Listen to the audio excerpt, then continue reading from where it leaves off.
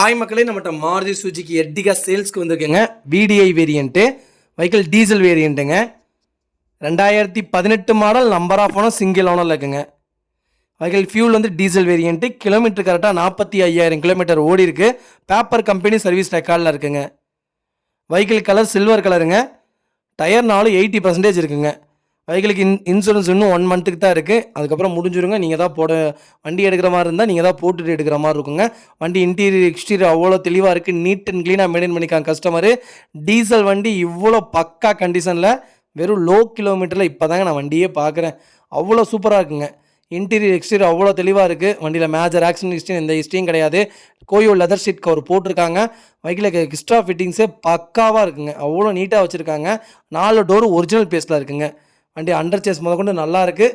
A to Z எல்லாமே check பண்ணிட்டோம். ப்ராப்பராக இருக்குங்க. வெஹிக்கிளுக்கு ஏர் பேக்ஸு, APS, ஆடியோ சிஸ்டம் போட்டிருக்காங்க.